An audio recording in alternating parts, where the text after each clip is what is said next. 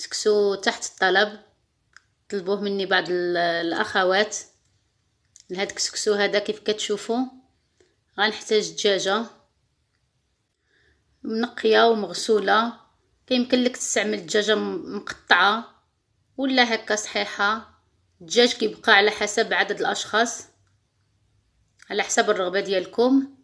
عندي هنا التوابل، عندي فيها الملحه، الخرقوم بلدي، سكينجبير، الابزار والقرفه.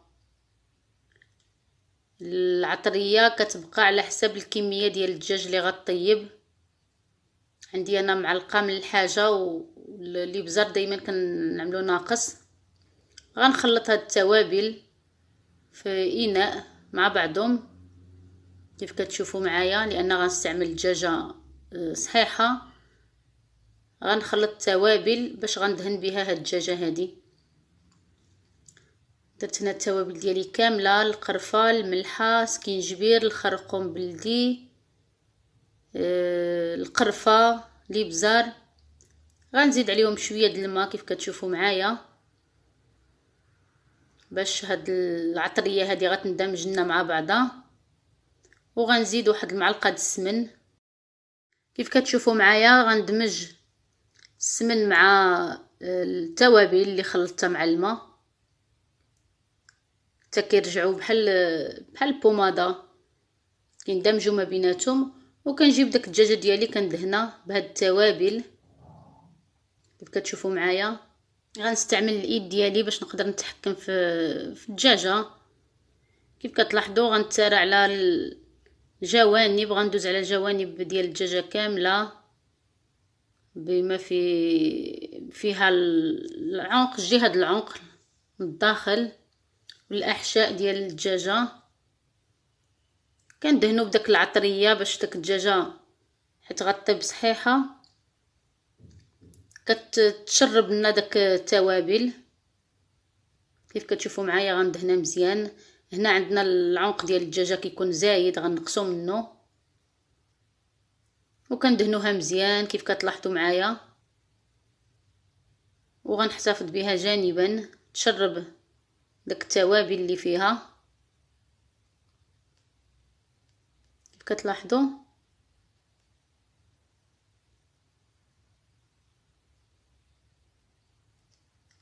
كنا نوضعوا ثقب هكا بفورشيط من جهه الصدر.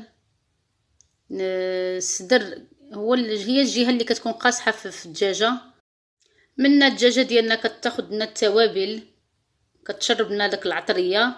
منا منين كنحطوها في الطنجره ما كتطرطق لنا شي بحال اللي كتنفس. كنحطوا الدجاجه ديالنا ها كيف كتشوفوا معايا في الطنجره. وغنزيد عليها كويس تقريبا كويس د الماء، ما غنضيفش الزيت دابا.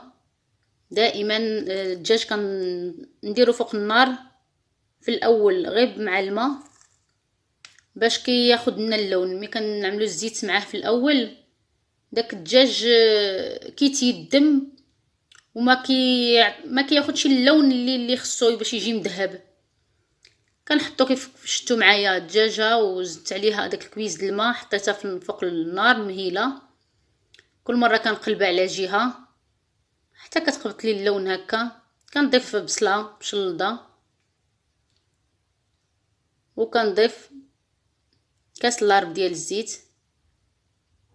كميه الزيت دائما كتكون على حسب الدجاج اللي عندنا وعلى حسب الكميه ديال الاكل اللي غنوجدوه. كنوضع هنا ربيطه ديال حزمه ديال المعدنوس وكنروي الطنجره ديالي القياس الكافي د الماء اللي غيخلي هاد الدجاجه طيب. كنغطي عليها ونخلي الدجاجه ديالي طيب وندوز باش نوجد كسكسو. كيف كتشوفوا معايا كسكسو هنايا عندي كسكسو ديال الباكيه. كنحطو في اناء وكنعمر عليه بالماء. المقطع ما تصور لي شي، كنعمر عليه بالماء باش كنضمن ان الحبيبات كاملين فزقوا. عاد كنقص ولا كنخوي داك الماء الزايد وكنوضع الملحه شويه د الملحه وكنخلط كيف كتشوفوا معايا باش الكسكسو كيتشرب لنا داك الملحه. وكنحتفظوا به جانبا باش يتشرب لنا الماء.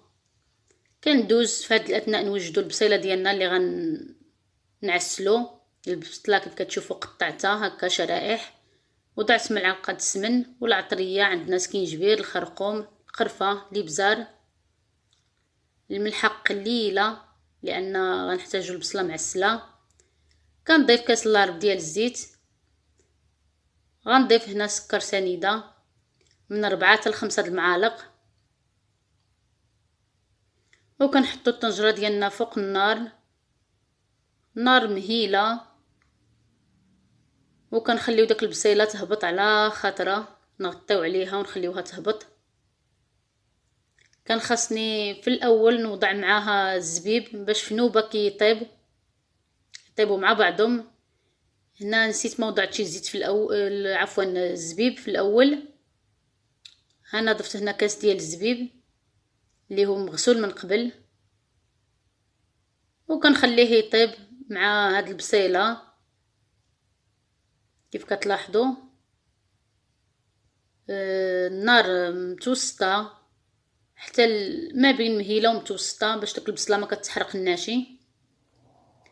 كنديرو الكسكسو ديالنا من بعد ما كنحلوه، كنحطوه يتفور.